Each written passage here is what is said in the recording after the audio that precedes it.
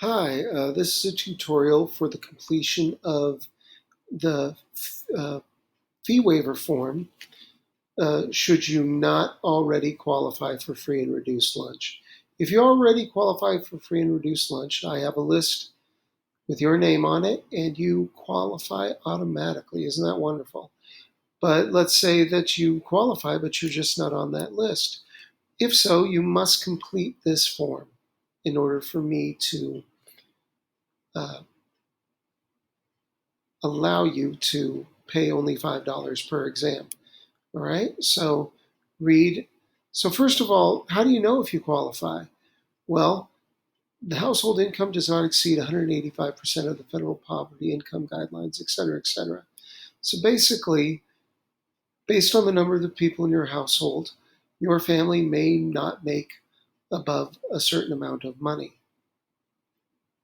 How do you know if you qualify? Well, the first thing that I recommend you do is you check the table. And the way in which you can do that is by going to the AP page at George Washington High School. So let's say you're not sure. Here is the form that we're filling out, but you're not sure if you qualify.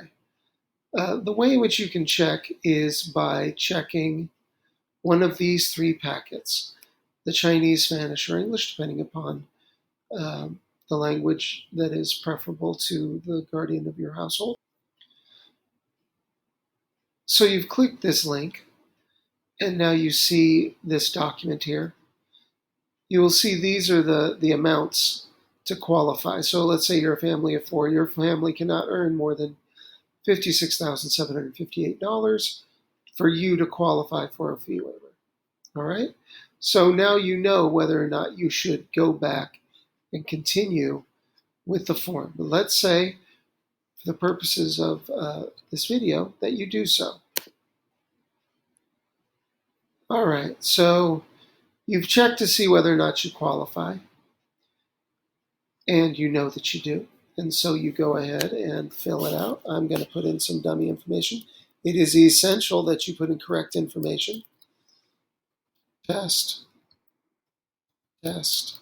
So student's last name, student's first name, high school. This is produced by the district, so it has all the schools. George Washington High School.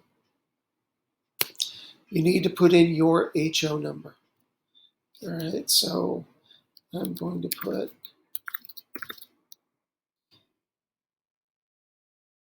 8 digits in there. Okay, but you need to put yours in there because people have the same name.